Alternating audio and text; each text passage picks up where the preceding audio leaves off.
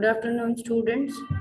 This is class 12th biology, and we are looking at chapter 10 microbes in human welfare. And we have discussed in our previous video sewage treatment. I told you that sewage is the waste water, which is waste of various household sources and waste of various factories and cities towns. तो बहुत large amount में जो गंदा पानी निकलता है किसी भी जगह से उसे सीवेज बोला जाता है, और उसमें नेचुरली माइक्रो ऑर्गेनिज्म होते हैं जो उसको साफ करने में हेल्प करते हैं। पर जो हेल्प ये जो माइक्रोब्स इस पानी को साफ करते हैं वो दो स्टेप्स में होता है साफ, प्राइमरी ट्रीटमेंट और सेकेंडरी ट्रीटमेंट। प्राइमरी ट्रीटमेंट में फिजिकल रिमूवल होता है, ये बात हमारी हो चुकी थी पिछले वीडियो में। सेकेंडरी ट्रीटमेंट में एरेशन और स्लज, एक्टिवेटेड स्लज होता है। ये डायग्राम आपने देखा था। प्राइमरी ट्रीटमेंट के फिजिकल ट्रीटमेंट के स्टेप्स देखे थे कि इसमें फिल्ट्रेशन होती है और पानी को इकट्ठा करके बहुत देर तक एक जगह स्टोर करके रखते हैं, जिससे जिसमें घूमते हुए पार्टिकल धीरे धीरे अपने ग्रेविटी के इफेक्ट में जो भारी पार्टिकल हो नीचे बैठ जाए पानी में। सीक्वेंशियल फिल्ट्रेशन करी जाती है ताकि उसके अंदर फ्लोट होता हुआ हल्का डेब्रिस भी अलग किया जा सके। सेडिमेंटेशन करने से ग्रिट रिमूव हो जाता है, यानी मिट्टी बैठ जाती है पानी की, और सारे सॉलिड जो होते हैं वो प्राइमरी स्लज में भेज दिए जाते हैं। सुपरनेटेंट यानी पानी जो ऊपर ऊपर का पानी है उसे इफ्लुएंट बोला जाता है, और ये इफ्लुएंट प्राइमरी सेटलिंग टैंक में से निकल जाता है और अब ये सेकेंडरी टैंक में एंटर करता है। तो आपको ये याद रखना है कि प्राइमरी इफ्लुएंट जो है, जो वाटर है, जो सुपरनेटेंट है, जैसे हमने इस टैंक में पानी भर के रखा, उसके अंदर पानी तो ऊपर रहा और जो मिट्टी थी वो मिट्टी पूरी नीचे बैठ जाएगी जब हम बहुत देर तक इस पानी को सेटल करके रखेंगे। अब ये जो ऊपर का पानी है दूसरे टैंक में भेजेंगे हम लोग पाइप्स के थ्रू या चैनल के थ्रू, तो ये जो पानी कहलाएगा ये इफ्लुएंट कहलाएगा। This will be called as effluent, primary effluent, because primary step में ये बना है, तो it will be called as primary effluent. तो प्राइमरी स्टेप में हमेशा हम फिल्ट्रेशन करते हैं। जो इफ्लुएंट बनता है वो फिल्ट्रेशन से पहले भारी पार्टिकल अलग कर लेते हैं, और जो इफ्लुएंट बचता है उसे प्राइमरी इफ्लुएंट बोलते हैं, जो कि आगे के टैंक में, सेकेंडरी टैंक में हम लोग भेज देते हैं। देन इसके बाद हम आगे देखें तो the steps of the primary treatment, and there is a secondary treatment. Primary treatment screens, comminutor, grit chamber, grit disposal, primary clarifier. Primary clarifier के बाद प्राइमरी इफ्लुएंट आपका सेकेंडरी टैंक में जाएगा। तो सेकेंडरी टैंक यहाँ दिखा रखा है जिसमें एरोज ऐसे करके गोल करके बना रखे, दैट मीन्स यहाँ पर एरेशन होगी, एयर इसके अंदर सर्कुलेट की जाएगी पानी के अंदर। बबल्स भी आप देख रहे हो, बबल्स हैं बहुत सारे। तो this will B is a treatment which is taken in the aerobic conditions. खूब सारी एयर अंदर भेजी जाती है जिससे एरोबिक माइक्रोब्स खूब ग्रो हो जाते हैं। वो माइक्रोब इसके अंदर जो भी ऑर्गेनिक मैटर होता है उसको किल करने लगते हैं, उसे डिग्रेड करने लगते हैं, और पानी धीरे धीरे क्या होने लगता है, साफ। एरेशन टैंक में माइक्रोब्स पानी के सारे ऑर्गेनिक मैटर को डिकम्पोज कर देते हैं, वाटर साफ हो जाता है और वो सेकेंडरी क्लैरिफायर में पहुंच जाता है। तो यहाँ आप देख रहे हो सेकेंडरी क्लैरिफायर इज देयर। तो ये क्या करेगा, अब इसमें बहुत देर तक पानी क्या स्टोर रहेगा, तो इसमें भी जो स्लज है वो अपने आप नीचे बैठ जाएगा, एंड सेकेंडरी इफ्लुएंट आगे बढ़ जाएगा, जो पानी इसमें से निकला है वो आगे बढ़ जाएगा। डिसइंफेक्टेंट आप देख रहे हो ऊपर से इसमें पोर कर दिया जाएगा, क्योंकि डिसइंफेक्टेंट क्या करेगा, उसकी केमिकली उसको सही साफ करेगा, जर्म्स को किल करेगा। और यहाँ से आपने देखा कि there is the surface discharge नीचे के ट्यूब से, जो सेकेंडरी क्लैरिफायर है उसके नीचे की ट्यूब से स्लज जो है वो बायोगैस प्लांट में चला जाएगा, और थोड़ा सा स्लज रिटेन करके ऊपर ही एरेशन टैंक में वापस भी भेजा जा रहा है। आप देख रहे हो सर्कुलेट होकर वापस भेजा जा रहा है, ताकि अब की बार जो स्लज बने और अब की बार जो माइक्रोब्स हो वो और जल्दी ग्रो कर जाए। माइक्रोब से ही हम साफ करवा रहे हैं अपने वाटर को सेकेंडरी ट्रीटमेंट में, पर माइक्रोब्स के लिए क्या हो रहा है कि उसके जो माइक्रोब्स का स्टार्ट कल्चर हम डाल रहे हैं, वो कल्चर स्लज, वो कल्चर आपका यहाँ से आ रहा है, रिटर्न स्लज यहाँ से आ रहा है और ये टैंक में वापस भेजा जाता है, और इस स्लज को एक्टिवेटेड स्लज बोलते हैं क्योंकि इसके अंदर माइक्रोब्स होते हैं। ये माइक्रोब्स थोड़े से वापस डाले जाते हैं ताकि अब प्रोसेस क्या हो, थोड़ी सी फास्ट हो जाए। एक्टिवेटेड स्लज प्रोसेस भी इसको इसलिए कहते हैं। और एयर कंप्रेसर इसमें है, आप देख रहे हो एयर भी भेजी जाती है एरेशन टैंक में, तो एयर कंप्रेसर से लगा हुआ है। एंड रिटर्न जो स्लज होता है वो किस में पंप कर दिया जाएगा, will be pumped in the sludge digester, sludge digester में कर दिया जाएगा। तो ये आपका एक मैप है जो कि आपका ट्रीटमेंट का है, वेस्ट वाटर ट्रीटमेंट का। आप इसका चाहे तो स्क्रीनशॉट ले सकते हैं। और हम अब आगे बढ़ेंगे। There is secondary treatment of biological treatment, आप यहाँ देख सकते हैं, ये बहुत बड़े लार्ज स्केल पे आपको एक ट्रीटमेंट प्लांट का फोटो दे रखा है जिसमें बहुत सारा पानी है और आप उसमें देख रहे हो एयर कैसे उसके अंदर पंप करी जा रही है, इससे बहुत सारी उसके अंदर झाग भी बन रहे हैं और बहुत सारे उसके अंदर बहुत एक्टिवली वो साफ किया जा रहा है। तो primary effluent is passed into large aeration tanks and this allow vigorous growth of aerobic microbes into flocks. Aerobic microbes flocks बना देते हैं। While growing, these microbes consume the major part of organic matter in the effluent, और grow करते करते ये microbe जो flocks में होते हैं वो बहुत सारा organic matter साफ कर देते हैं। और बीओडी, इस पानी की एक बायोकेमिकल ऑक्सीजन डिमांड होती है, वो बीओडी रिड्यूस हो जाती है, कम हो जाती है, बिकॉज अब इसमें ऑर्गेनिक मैटर कम है। तो बायोकेमिकल ऑक्सीजन डिमांड है कि कितनी ऑक्सीजन बैक्टीरिया को चाहिए ताकि वो पूरा पूरा तरह से ऑर्गेनिक मैटर को डिग्रेड कर सके, डिकम्पोज कर सके। तो जब पहले जो पानी इसमें डाला जाएगा सेकेंडरी प्लांट में शुरू शुरू में, उसकी बीओडी बहुत हाई होगी, लाइक उसकी बीओडी का पहले मेजरमेंट किया जाएगा, तो वो अगर मान लो 100 मिलीग्राम पर ml है, तो बाद में उसका क्या कर दिया जाएगा, जब सेकेंडरी का हम लोग पूरा एरेशन देते रहेंगे, उसमें सफाई कराते रहेंगे, बैक्टीरिया उसमें ग्रो करके उस पानी को साफ करते रहेंगे, तो अब हम देखेंगे कि बीओडी क्या हो जाएगी, बहुत ड्रॉप हो जाएगी, 80% ड्रॉप हो जाएगी। तो 10 मिलीग्राम की जगह बिल्कुल 0.1 मिलीग्राम पर ml रह जाएगी। तो इसको बोलते हैं कि बीओडी रिड्यूस हो गई, और बीओडी रिड्यूस हो गई यानी कि पानी साफ हो गया। तो बीओडी मेजर होती है ऑर्गेनिक मैटर का वाटर के अंदर, और जितनी बीओडी ज्यादा होती है उतना ही वेस्ट ज्यादा होता है पानी में, and it is more polluting, ज्यादा पोल्यूटिंग वो पानी होता है। पर जैसे बीओडी कम हो जाती है तो पोल्यूशन का लेवल भी कम हो जाता है। तो ये आपका सीवेज ट्रीटमेंट हो गया, secondary treatment. Then once the BOD of the sewage water is reduce significantly, the effluent is then passed into settling tank where the bacterial flocks are allowed to sediment. तो एक बार अगर BOD क्या हो गई, बहुत reduce हो गई है, तो जो उसका जो बचा हुआ पानी है, फ्लुएंट है, उसको सेटलिंग टैंक में डाल दिया जाता है, जहां पर बैक्टीरिया के फ्लॉक्स को सेडिमेंट करने के लिए, बिठाने के लिए उसको भेज दिया जाता है। And allowed to sediment, the sediment is called activated sludge, जो हमने पीछे डिस्कस किया कि उस सेडिमेंट को एक्टिवेटेड स्लज भी बोलते हैं क्योंकि उसके अंदर माइक्रोब्स हैं। Small part of this sludge is pumped back into aeration tank to serve as inoculum, थोड़ा सा स्लज वापस उस एरेशन टैंक में डाला जाता है, जैसे हमने बोला था शुरुआत में, इसको स्टार्टर के लिए या अब जल्दी माइक्रोब्स की ग्रोथ हो जाए इसलिए थोड़े माइक्रोब्स वापस डाल दिए जाते हैं। तो ये इनोकुलम की तरह काम करता है, जैसे कि हम दूध में थोड़ा सा दही डालते हैं तो दूध भी किसमें कन्वर्ट हो जाता है, कुछ घंटों में वो दही बन जाता है। क्यों बना, क्योंकि हमने उसमें बैक्टीरियाज डाल दिए दही के। तो ऐसे ही हम क्या कर रहे हैं, जो स्लज है उसमें से थोड़े से बैक्टीरिया, थोड़ी फंगस, ये एक पूरा सा थोड़ा पार्ट उठाकर इनोकुलम की तरह सेकेंडरी टैंक में डाल रहे हैं। Remaining major part of the sludge is pumped into large tanks called anaerobic sludge digesters. तो बाकी sludge होता है उसको digester tank में डाल दिया जाता है। During this digestion, bacteria produce a mixture of gases such as methane, hydrogen sulfide, carbon dioxide.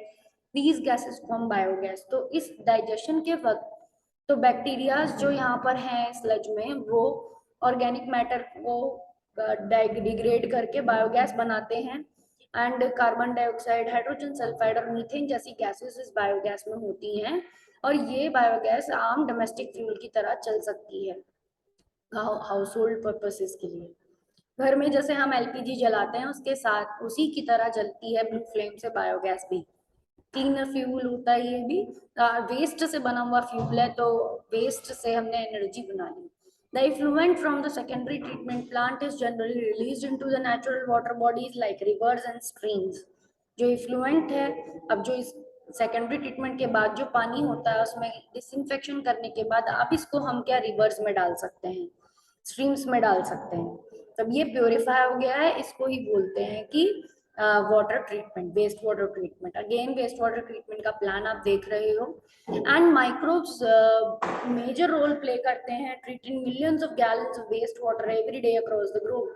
आप देख रहे हो कि जो बड़ी बड़ी नदियां होती हैं उनके घाट पे कितनी गंदगी हो जाती है, तो ये इसीलिए होती है क्योंकि वहाँ के लोग इतना अवेयर नहीं होते कि उनको वेस्ट डस्टबिन में डालना होता है और नदी में नहीं ऐसे डालना होता। इवन जो साथ के आसपास के शहरों के जो कचरा होता है वो भी इन नदियों में कहीं ना कहीं डंप हो रहा है। अगर वो बिना ट्रीटमेंट के डंप हो रहा है तो गंगा, यमुना, ये बड़ी बड़ी नदियां क्या हो जाएंगी, खराब हो जाएंगी सीवेज से। तो टेक्नोलॉजी ने माइक्रोबियल ट्रीटमेंट को एक रास्ता बताया है कि माइक्रोब्स की मदद से सेकेंडरी और प्राइमरी फ्लुएंट सीवेज ट्रीटमेंट की वजह से हम पानी को पहले साफ कर सकते हैं और फिर उस पानी को हम वापस नदी में डाल सकते हैं या फिर कोई भी काम में इस्तेमाल करने में काम ले सकते हैं। Ministry of environment and forest has initiated Ganga action plan, Yamuna action plan to save these major rivers of our countries from pollution. Under these plan, it is proposed to build large number of sewage treatment plants so that only treated sewage may be discharged into the river. तो Ganga action plan, Yamuna action plan ऐसे government के programmes हैं जिसमें यमुना के और गंगा के किनारे वाले शहरों में, जो उनके किनारे में शहर बसे हैं, वहां पर बहुत लार्ज नंबर में सीवेज ट्रीटमेंट प्लांट लगाने का प्रपोजल है और लगाए जा रहे हैं, जिससे कि वहाँ शहरों का कुछ भी कचरा जो है या फिर गंदा पानी है वो पहले साफ किया जाए और उसके बाद ही वो नदी में डाला जाए। Microbes in production of biogas, अभी इसमें भी थोड़ा जिक्र हुआ था बायोगैस के बारे में। तो सीवेज ट्रीटमेंट में भी जो स्लज होता है उसको डाइजेस्टर में, बायोगैस प्लांट डाइजेस्टर में डिकम्पोज किया जाता है। ऐसे ही माइक्रोब्स को बायोगैस बनाने के लिए भी यूज किया जाता है और ऐसे बैक्टीरिया जो बायोगैस बनाते हैं उन्हें मीथेनोजेंस बोलते हैं। और बायोगैस है क्या, how can you define biogas? Biogas is a mixture of gases produced by the microbial activities which may be used as fuel.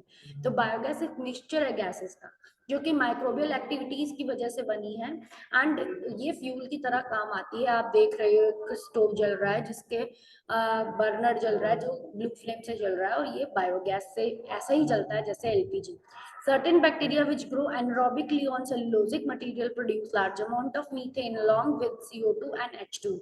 तो कुछ बैक्टीरिया जो कि एनरोबिकली सेलुलोसिक मटेरियल पे भी ग्रो कर जाते हैं, प्लांट वेस्ट पे ग्रो कर जाते हैं, एनिमल वेस्ट पे ग्रो कर जाते हैं, गोबर पे ग्रो कर जाते हैं, तो वो क्या करते हैं, मीथेन बनाते हैं और CO2 बनाते हैं और हाइड्रोजन बनाते हैं। इनका मिक्सचर बायोगैस बन जाता है। इसको कलेक्ट कर लिया जाता है सिलेंडर में एंड देन एक पाइपलाइन से इसको क्या कर दिया जाता है, ट्रांसपोर्ट और घरों में पहुंचा दिया जाता है। these bacteria को मिथेनोजन, मिथेनोबैक्टीरियम इसका जीनस है। मिथेनोबैक्टीरियम जीनस के मिथेनोजेंस बैक्टीरिया मीथेन प्रोड्यूस करते हैं। ये बैक्टीरिया नेचुरली भी क्या होते हैं, ह्यूमन नाम के स्टमक में, कैटल्स में होते हैं। तो आपको पता है कि गाय भैंस ये हर्बीवोर्स क्या होते हैं, ये घास खाते हैं। तो घास खाकर इनके अंदर से लो डाइजेस्टिंग बैक्टीरिया भी होते हैं, मिथेनोजेंस भी होते हैं इनके इंटेस्टाइन्स में। तो वो क्या करते हैं, बायोगैस इनके अंदर भी थोड़ी बहुत बनाते हैं। तो वही गोबर के साथ बैक्टीरिया बाहर निकल आते हैं और उस गोबर से गोबर गैस हम लोग बना लेते हैं डाइजेस्टर में डालकर। तो human of these bacteria help in breakdown of cellulose, play important role in the nutrition of cattle. Thus, the excreta of cattle, commonly called as gobar, is rich in these bacteria। तो इस bacterias में rich होता है and dung can be used for generation of biogas commonly called gobar gas। Now biogas plant का design यहाँ दे रखा है। The technology of biogas production was developed in India mainly due to the efforts of Indian Agricultural Research Institute IARI, khadi village industry commission KVIC। ये दो organisation है, एक Indian agricultural research institute है और एक khadi and village industrial commission है KVIC। इन दोनों के वजह अंदर प्रोग्राम चलाए जाते हैं और ये एफर्ट करते हैं बहुत के बायोगैस प्लांट सेटअप कर सकें। तो biogas plant consist of concrete tank, एक बड़ा सा पूरा सीमेंट का कंक्रीट टैंक अंडरग्राउंड बनाया जाता है और उसमें बायो वेस्ट डाले जाते हैं पहले बहुत सारे पेस्ट बनाकर, जिसे स्लरी बोलते हैं। गोबर की भी उसके अंदर स्लरी डंप करी जाती है एंड देन उसके अंदर डाइजेशन होता रहता है। इनलेट पाइप से वो स्लरी, आप देख रहे हो डायग्राम दे रखा है, डायग्राम आपके एनसीईआरटी में भी है। इधर से स्लरी अंदर जा रही है पाइप के थ्रू और अंदर बायोगैस प्लांट में स्लरी पहुंच गई है और यहाँ डिकम्पोजिशन हो रही है, डिग्रेडेशन हो रही है एंड देन इसके अंदर आपका दूसरी तरफ waste slurry, outlet spent slurry वापस दूसरे तरफ भेजी जा रही है, आउटलेट ओवरफ्लो होते हुए ऊपर आ जाती है और यहाँ पर जो गैस बनती है वो पाइप से ऊपर गैस होल्डर वाले टैंक में कलेक्ट करी जाती है और गैस होल्डर से वो पाइपलाइन के थ्रू किसी भी घरों में भेजी जा सकती है। बायोगैस साइकिल दे रखी है, सोलर एनर्जी फोटोसिंथेसिस करके प्लांट्स ने कन्वर्ट करी सोलर एनर्जी को फूड में, फूड ने फिर एनिमल्स ने उस फूड को खाया, उसकी एनरोबिक डाइजेशन हुई एंड देन बायो फर्टिलाइजर्स में वो कन्वर्ट हो गया, बायोगैस उससे बना ली गोबर से हमने एंड जो वेस्ट यहाँ से निकलता भी है ओवरफ्लो टैंक से वो भी मैन्योर की तरह यूज हो सकता है, वापस से हम उसे खेतों में ही डाल सकते हैं। ये एक बायोफ्यूल है, ये क्रॉप को भी अच्छा करता है, इंडस्ट्रियल प्रोसेसिंग है ये। और ये वेस्ट जो ह्यूमन भी जो कुछ ऐसे फूड इंडस्ट्रीज हैं जो अपना वेस्ट बेच सकते हैं बायोगैस प्लांट के, कुछ ऐसे ह्यूमन के जो वेस्ट प्रोडक्ट्स हैं वो भी ये रिलीज करके बना सकते हैं biogas. Floating cover is placed over the slurry which keep on rising as the gas is produced in the tank due to microbial activity. Floating cover एक लगा दिया जाता है बायोगैस टैंक के ऊपर जो कि ऊपर उठता रहता है बिकॉज गैस इसमें इकट्ठी होती जा रही है। Biogas plant as an outlet which is connected to the pipe, उसके पास एक आउटलेट का पाइप भी होता है, वो कनेक्ट हो रखा होता है नियर बाय हाउसेस से।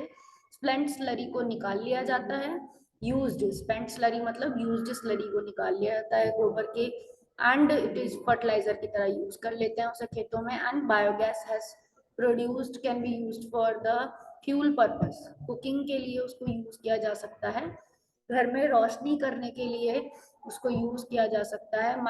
अब next topic microbes bio control agents हैं, इसको हम नेक्स्ट क्लास में सेशन में डिस्कस करेंगे। आज हमने दो चीजें डिस्कस करी, that is biogas plant and उसका डिजाइन, उसके फंक्शंस, उसका structure and the institute Indian agricultural research institute, khadi village industry commission and के उसका सोर्स क्या है, मिथेनोजेंस बैक्टीरिया कैटल के रूमन में मिल रहे हैं, माइक्रोब्स ही हेल्प कर रहे हैं, मिथेनोजेंस ही हेल्प कर रहे हैं बायोगैस में बनाने में। और सीवेज ट्रीटमेंट के प्रोसेस में भी सेकेंडरी ट्रीटमेंट में पर्टिकुलरली माइक्रोब्स डिकम्पोज करते हैं एरोबिकली वेस्ट को, बीओडी को रिड्यूस करते हैं, पॉल्यूशन लेवल को रिड्यूस करते हैं और फ्लॉक्स बनाते हैं और ये फ्लॉक्स स्लज के रूप में, एक्टिवेटेड स्लज के रूप में वापस एरेशन टैंक में डाले जाते हैं, से पानी साफ हो जाता है और फिर वो नदियों में डाला जा सकता है। प्राइमरी ट्रीटमेंट में हम सिर्फ फिल्ट्रेशन करते हैं, ये सब समझा।